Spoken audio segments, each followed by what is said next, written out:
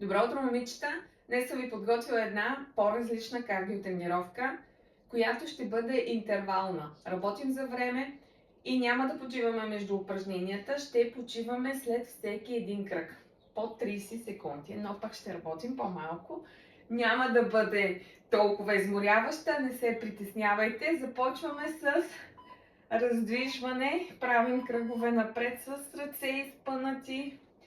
Хубаво да изправим тялото си, да го събудим и да го подготвим за работа. Спираме, обръщаме посоката.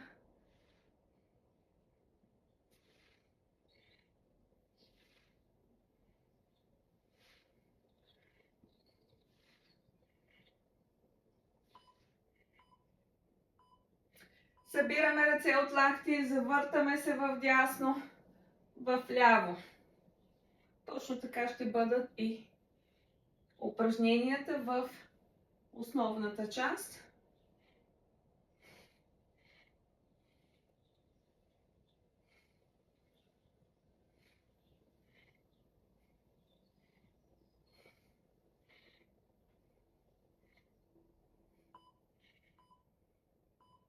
Достатъчно. Изнасяме пета напред, отвеждаме таза назад, изпъваме ръце напред и се изправяме. Без да бързаме, може да го усещате по краката, как се разтягат мускулите. Отвеждаме таза назад и така слизаме надолу.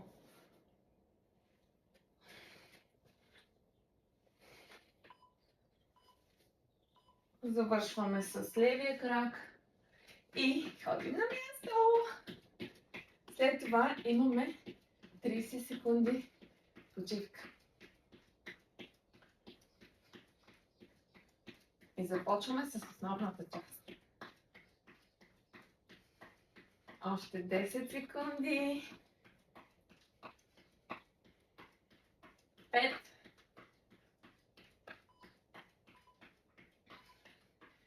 Почивка.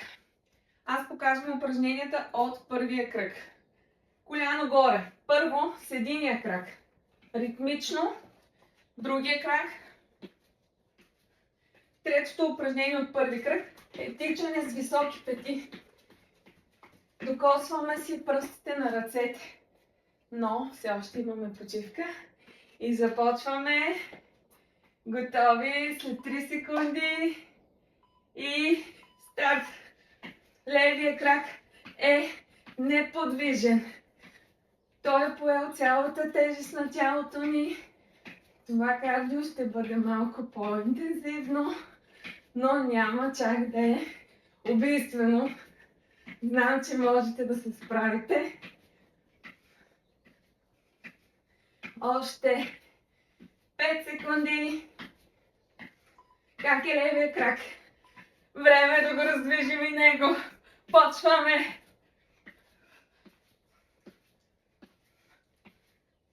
Ако ви е много трудно, можете да забавите темпото малко. Съответно, да слушате тялото си.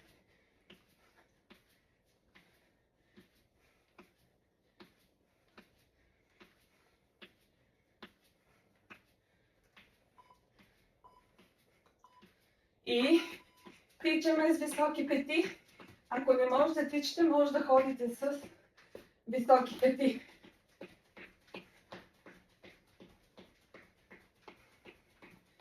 Имаме почивка след това. Цели 30 секунди. Време за дрянка. Достатъчно. Още 5. 3. И това беше първи кръг. Повтаряме го още веднъж и преминаваме към следващия.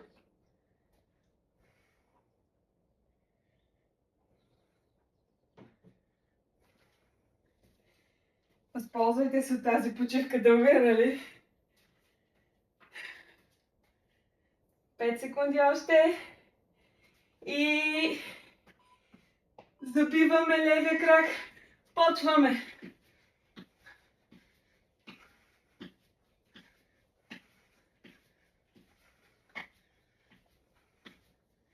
фокусирано вече се запознахте с упражненията. Темпо. 10 секунди и смяна на кръка. 5. Другия крак. Трудно се влиза в ритъм, нали? Малко повече координация трябва.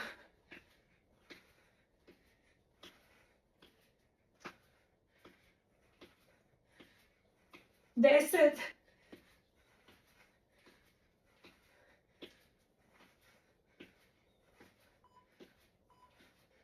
И тичаме с високи пети.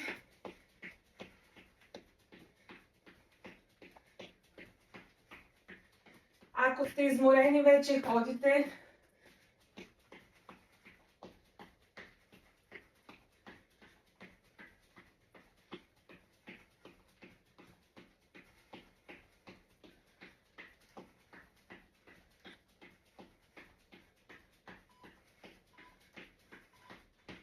Почивка.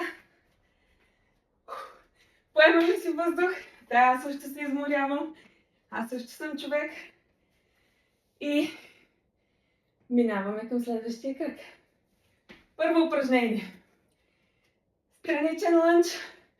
Отиваме към него. 1, 2, 3. 3 по скока. След това другия крак. 1, 2, 3. И чак. Готови? Много се разприказвах.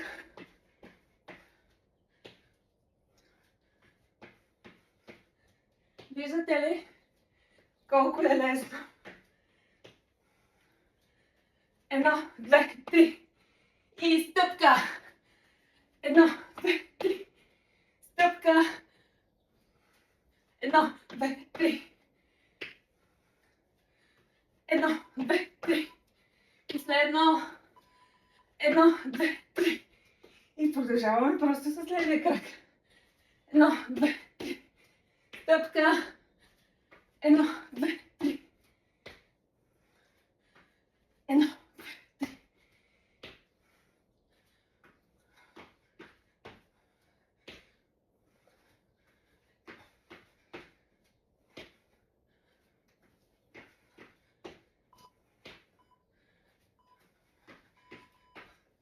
Ако не можете цял джак, модифицирания,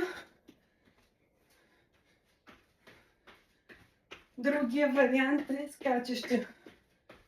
А можете да пробвате и двата.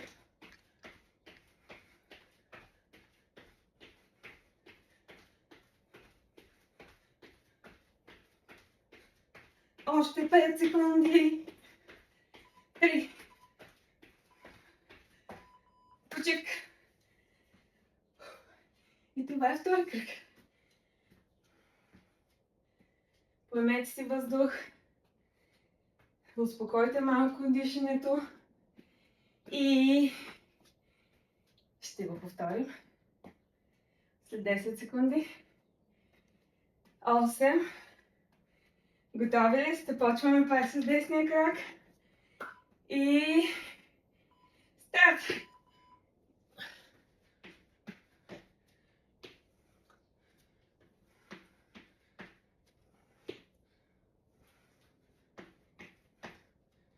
Ако трябва, забавете и тук темпото. Може само на пръсти да се повдигате, ако не искате да скачате. Също е опция. И другия крак. Широка крачка. 1, 2, 3. Колко е релаксиращо това скачане, нали? Широка крачка. Падаме към този крак. Не буквално, разбира се. Дупе назад. Тялото отива напред. И той ни стласква обратно. Същия крак. И имаме време за още едно. Джак. Може да се придържате към модифицирания вариант.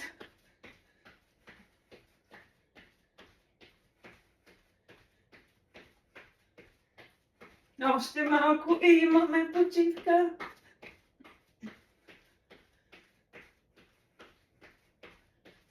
Пет секунди.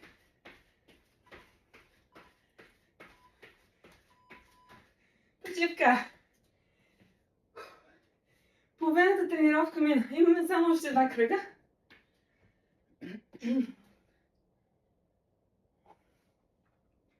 Този може би няма да ви хареса много. Първо упражнение. Докосване на рамо. Второ, катерач. И последно, тичаме на място. Започваме с докосване на рамо. Стегнато тяло. Може да пуснете колена.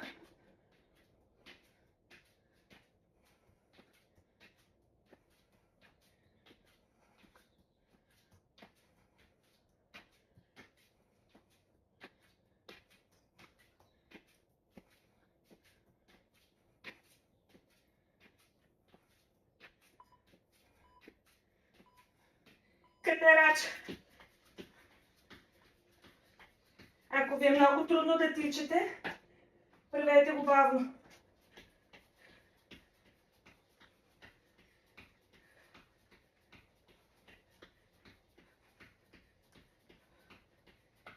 Няма срамно. Има срамно да спрете.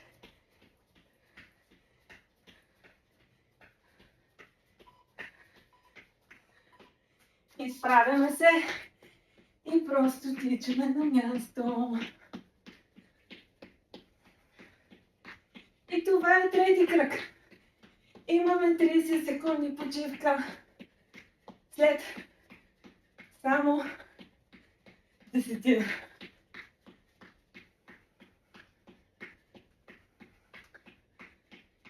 5 секунди още. 3. И това беше. Стана ли горещо потно?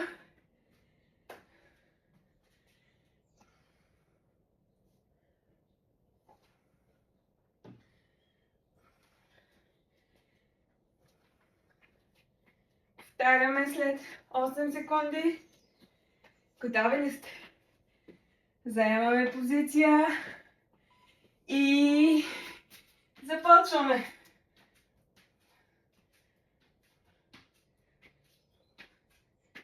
Пак важи правилото за колената.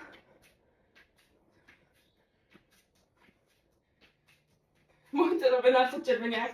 Доста се пошляпва. И се чува даже шляп. Това е кръга на шегата. Да ви разсея малко. И катерач. Последно за днес. Няма да го правим повече. Пак можете да забавите темпото. Да поемете въздух.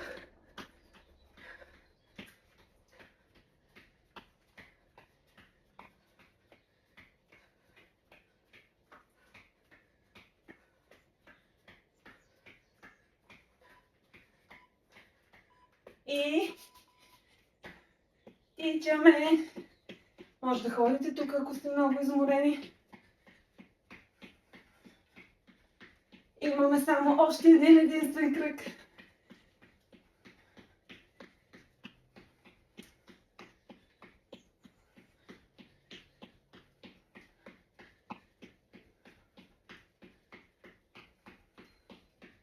Три секунди още.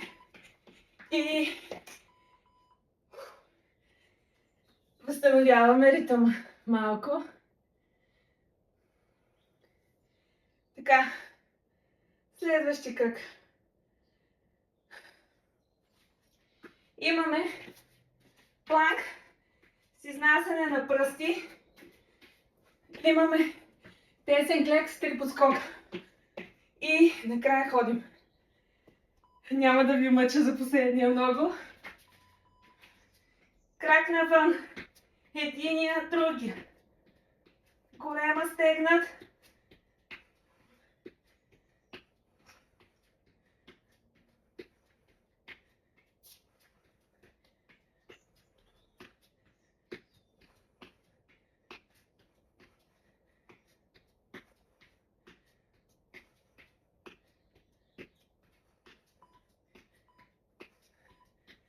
Изправяме се и клякаме. 1, 2, 3. 1, 2, 3. Тези малки подскочвания много ме кефят, като децата.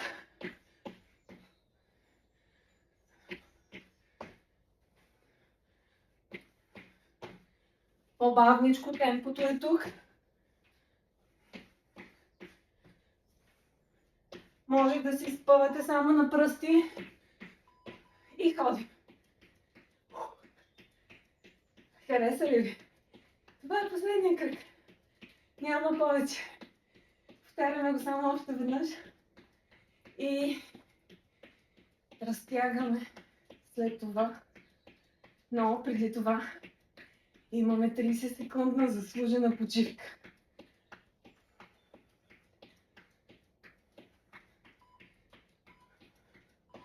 И това е тя.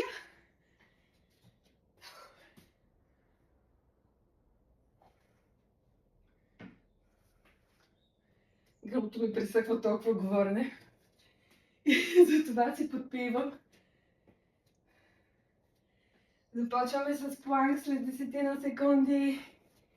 И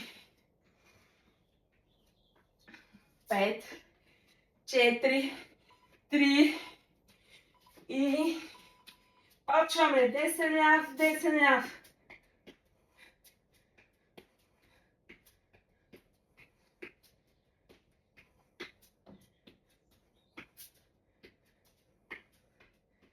Plank workout е на английски.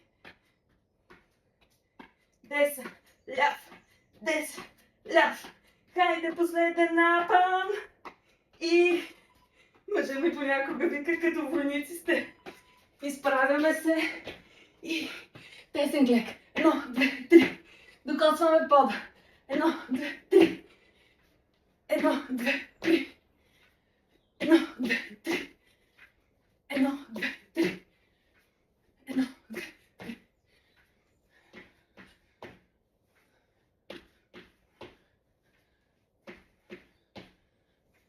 Едно, две, три.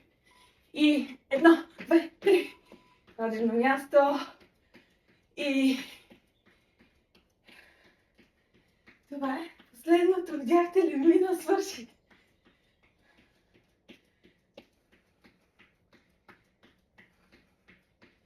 Аз съм от хората, които не обичаха много кардиото преди да бъда честна. Така с течение на времето започнах да виждам многото позитивни неща в него. Започнах да го харесвам. Спираме. Само трябва да спра таймера.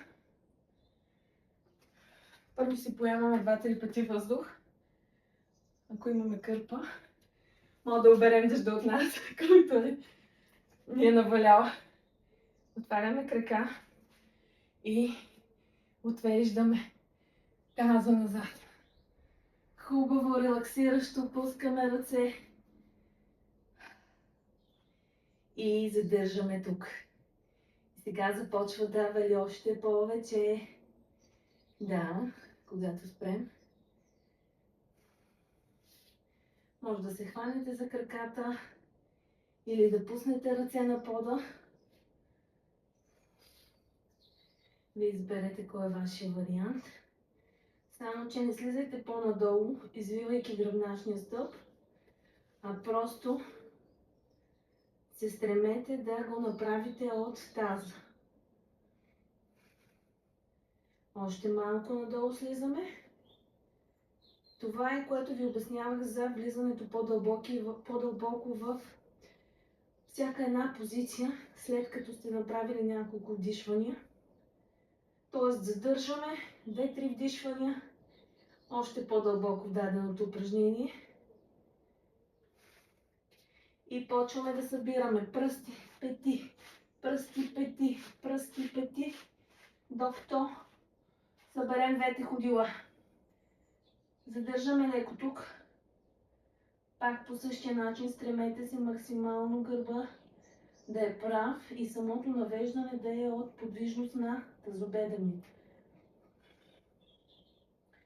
Бавно се изправяме, плъзгайки ръце по краката. Изнасяме пета напред и пак бутаме таза назад. Хващаме ходило и задържаме. Ако е много голямо разтягането, може да сгънете малко коляно. Не пета, пета не можете да сгънете. Грешка на езика. Нов съм за наята. Помните ли я тази песен?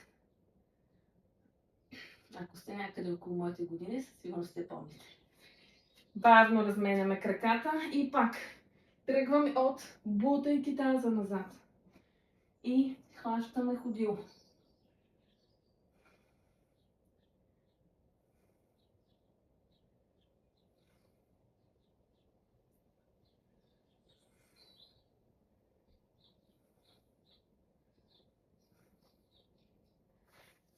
Изправяме се, подпираме се или не и си хващаме ходилото. Придъпваме го към дупе.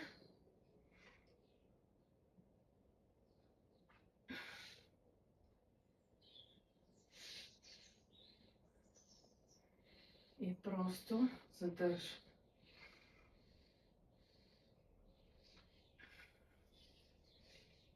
Ако имате нужда, може да останете повече време в тези разтягащи упражнения накрая. Вие си преценете, имате ли нужда от още. Не е целта да имате мускулна треска и да не може да ходите на следващия ден. Разменяме краката и правим същото с левия крак. Как сте? Оцеляхте след тази тренировка днес. Аз знам, че можете. Имам пълно доверие във вас. Пускаме крака. Разтягаме се. Кога последно се разтегнахте? Предната тренировка? Колко е лесно, а колко често забравяме да го правим това елементарно упражнение, нали? Това беше тренировката за днес, мили мои. Целувки от мен и до следващия път!